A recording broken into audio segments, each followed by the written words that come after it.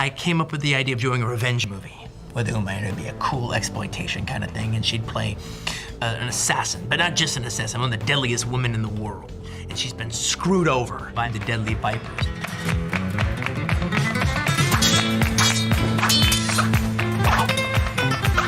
What seemed like the beginning of the movie to me is we were out with people from Pulp Fiction one night 10 years ago. And I go, Uma, I've got the next movie for us. All right, so I just tell her, and it's called Kill Bill.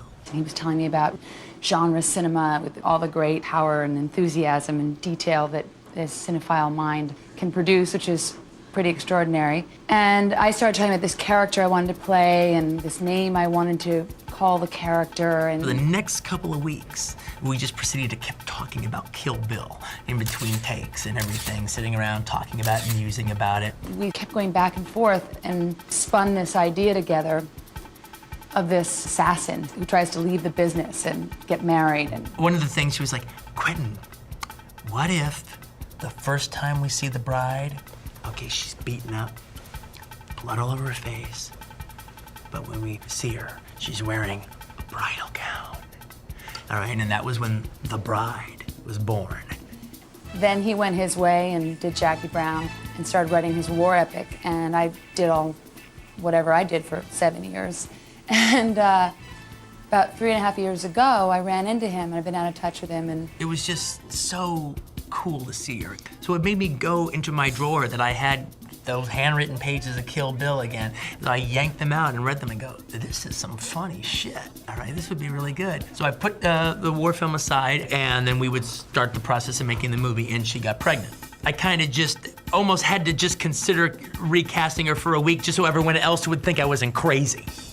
I could never make a movie with anybody else. So here we are.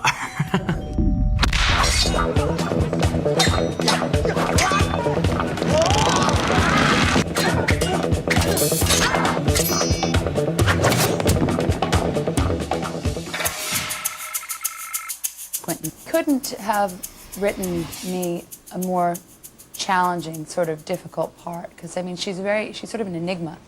Just because I have no wish to murder you before the eyes of your daughter does not mean that parading her around in front of me is going to inspire sympathy. She's hard-bitten, she's heartbroken. She's sort of somewhat a lean, mean killing machine. Uma's Superwoman. You know, on top of all the, basic movements. She had to master Japanese swords and, a little bit of wire and Japanese language, and she worked night and day. Quentin told me the main reason why he wanted to meet with me was because he was in the video store and he saw Two Can Play That Game sitting on the shelf. And he said that it stopped him, and he said, wow, I haven't seen Vivica since really Independence Day. And he went, there's my Vernita. Vivica is a spitfire. That girl will give it to you. She is awesome. We loved her. She's just full of personality. And she's like, okay, here I am. I'm ready to go, boys. Let's do it. I wanted something physical, and so the only thing I can say is be careful of what you ask for, because here comes Quentin.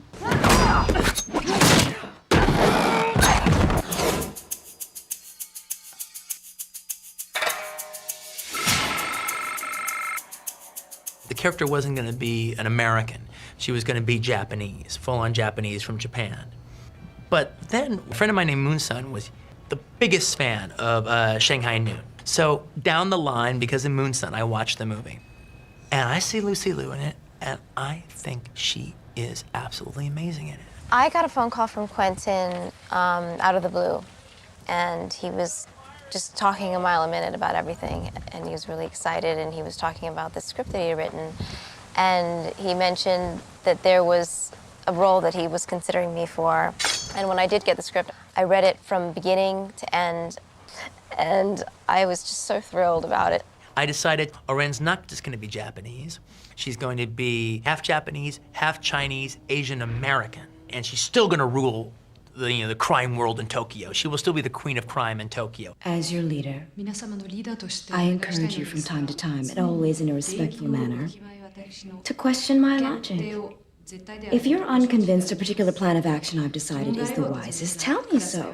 But allow me to convince you, and I promise you right here and now, no subject will ever be taboo. Except, of course, the subject that was just under discussion. ただ今問題になったことは除きますが The price you pay for bringing up either my Chinese or American heritage as a negative is, I collect your fucking head. Sonny Chiba was, to me, right up there in the 70s with Charles Bronson and Clint Eastwood as just one of the greatest action stars ever. And I've been wanting to work with Sonny since I was a little kid. And Sonny Chiba, one of his coolest things that he did amongst all these great movies is he had a TV show, all right, that I used to watch on the Japanese station in Los Angeles in the 80s. And the English title for the show was Shadow Warriors. All right, the Japanese title of the show was Kage no Gunda.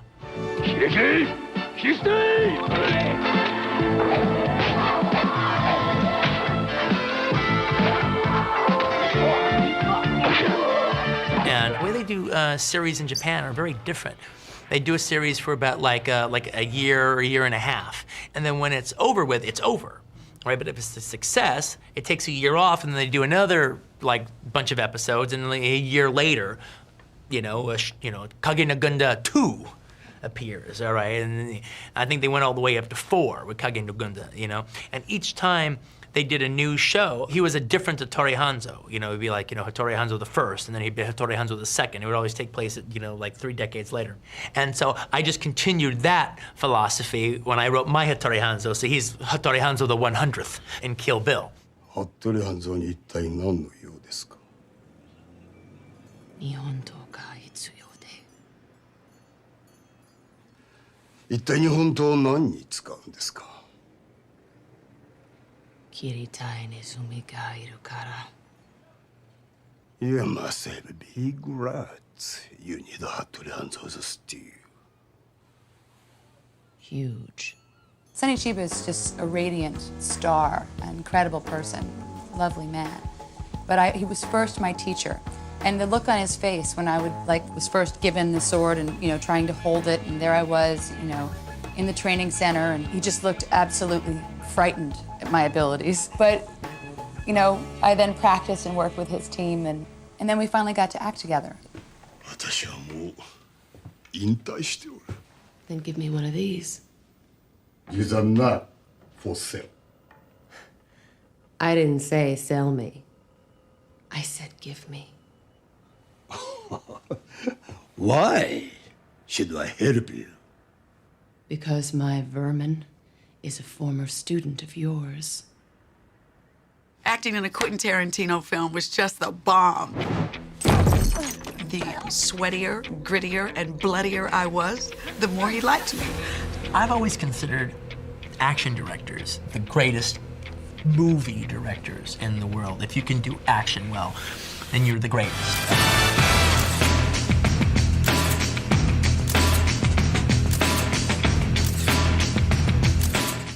So the whole idea on Kill Bill was to test the limits of my talent. Okay, action!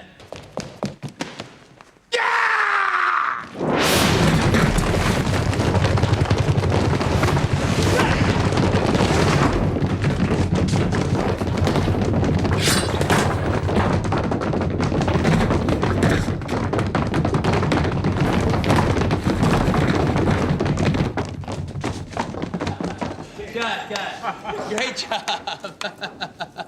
In a way, I think that for Quentin, the action was very challenging, and I think he would say that he taught himself how to shoot action in this movie.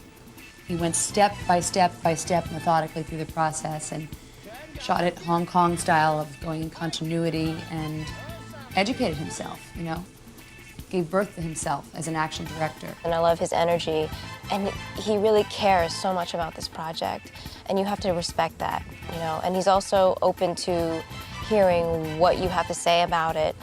He will also fight for what he thinks it is because he's the creator of it. Quentin loves movies so much, and he's just enjoying every second. He brought in all these elements of the samurai and the Hong Kong cinema and all these inspirations that had been such a part of him as a filmmaker. I think Kill Bill has the same relationship with 70s grindhouse cinema that Razor's Lost Ark had with 1940s and in the late 30s movie serials.